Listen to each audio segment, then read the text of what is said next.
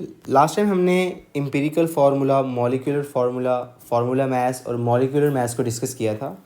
और आज हमने एम्पिरिकल फार्मूला डिस्कस तो कर लिए, लेकिन हम उसको कैलकुलेट किस तरह करते हैं आज हम वो देखेंगे, वो सीखेंगे कैसे कैलकुलेट करते हैं। तो उसको कैलकुलेट करने के लिए आपको 3 स्टेप्स फॉलो करने हैं और आप इजीली एम्पिरिकल फार्मूला कैलकुलेट कर लेंगे। ठीक है, तो स्टेप नंबर 1 जो है, आपको एटम्स आइडेंटिफाई करने के कौन कौन से हमें गिवन है स्टेटमेंट के अंदर।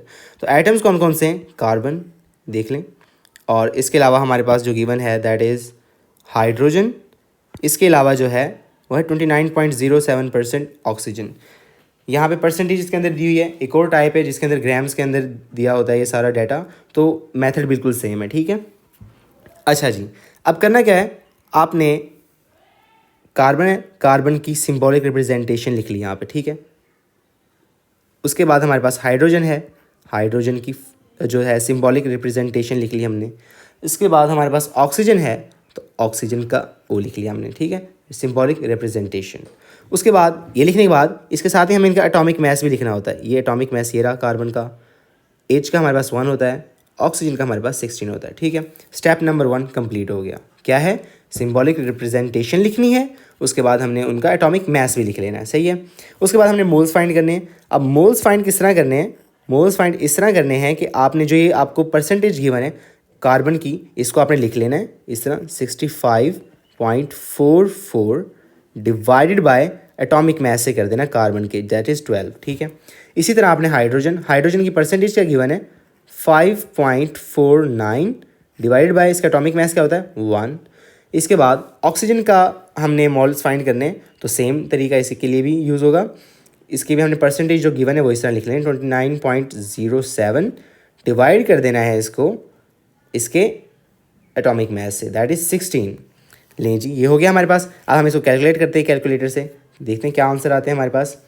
65.44 डिवाइडेड बाय 12 क्या आ जाता है हमारे पास 5.453 5.453।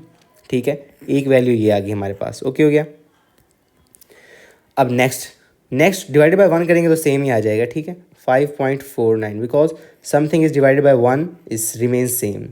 अच्छा जी, आगे हमारे पास ऑक्सीजन को भी देख लेते हैं।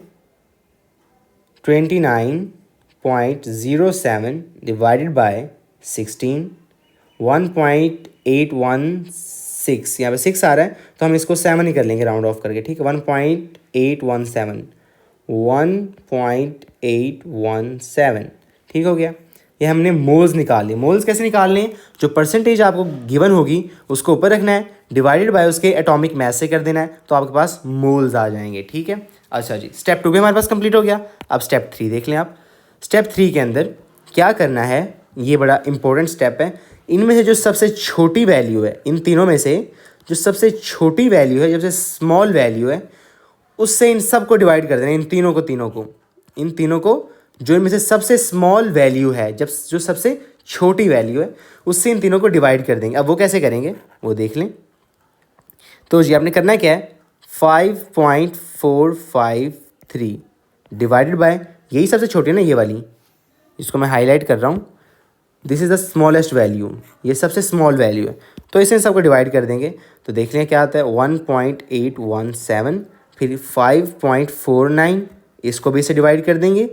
ठीक है, और इसको भी डिवाइड करेंगे 1.817, इसको किससे डिवाइड करेंगे, इसको इसी पे डिवाइड कर देंगे 1.817। मैंने आपको बोला है सारी वैल्यूज़ को किससे डिवाइड करना है, जो इन सब के अंदर सबसे छोटी वैल्यू है, जो इन सब के अंदर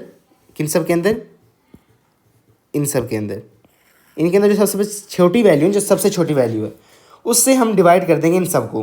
तो इन सब के अंदर ये वाली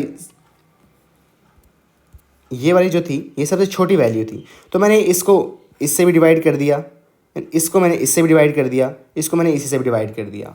तो अब देखते हैं आंसर क्या आता है हमारे पास। इसका तो हमारे पास हमें पता है स्ट्रेट फॉरवर्ड 1 आंसर आ जाएगा, क्योंकि ये डिवाइडेड बाय 1 अपने आप से डिवाइड हो रहा है तो 1 ही आ जाएगा। ठीक है, इसके अलावा हमारे पास 5.49 डिवाइडेड बाय 1.817 दैट इज़ 3 आ गया। ठीक हो गया, 3 आ गया। अच्छा जी, इसके बाद हमारे पास 453 डिवाइडेड बाय 1.817, तो ये भी 3 ही आ रहा है, ठीक है, 3 आ गया हमारे पास। ऐसे ही है।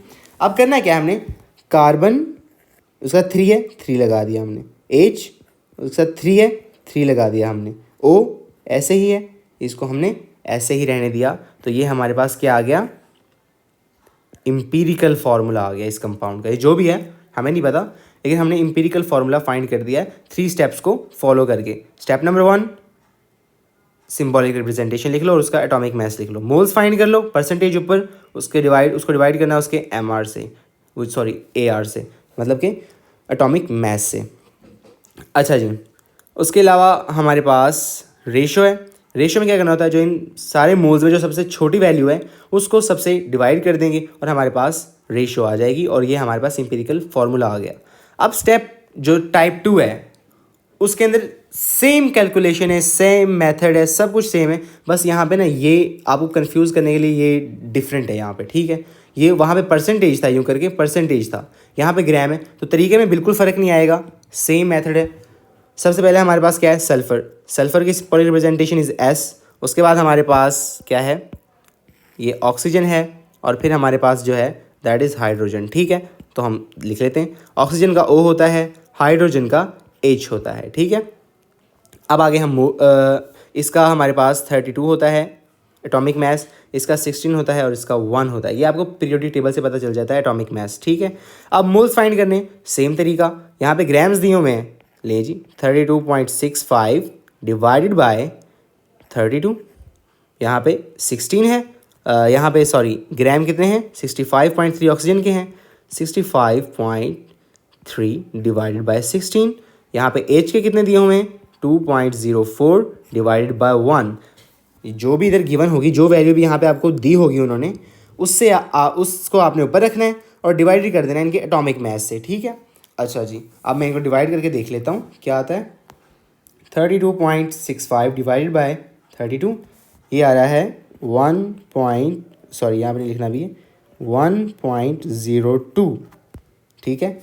अब जो इसे नेक्स्ट वाला है उसको भी करके देख लेते हैं। 65.3 डिवाइडेड बाय 16, दैट इज़ वो नेगेटिव कर दिया है, डिवाइडेड बाय 16, सो वो आ रहा है 4.08, ठीक है। इसके अलावा जो नेक्स्ट वाला है वो है 2.04 डिवाइडेड बाय 1, 2.04 डिवाइडेड बाय 1, तो ये आ रहा है 2.04, क्योंकि डिवाइडेड बाय 1 सेम ही रहता है, 2.04।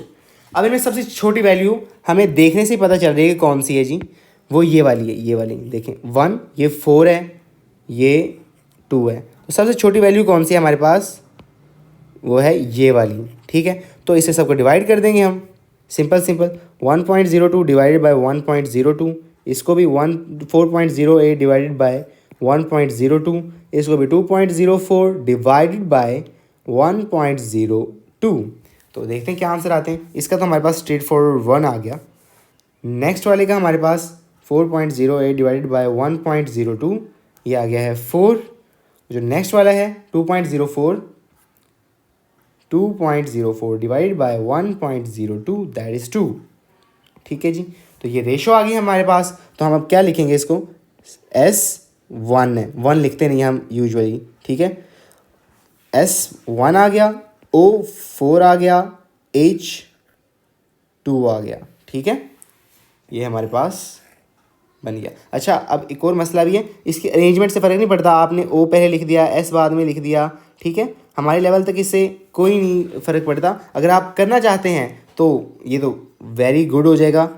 लाइक ये पॉजिटिव पार्ट है और ये नेगेटिव पार्ट है, और आपको पता है कि फार्मूला के अंदर पहले पॉजिटिव पार्ट को लिखते हैं, बाद में नेगेटिव पार्ट को लिखते हैं, तो ये H2SO4 बन जाएगा। लेकिन अगर आप इसको इसी फॉर्म में भी छोड़ दें तो कोई मसला नहीं होगा आपके लिए, ठीक है।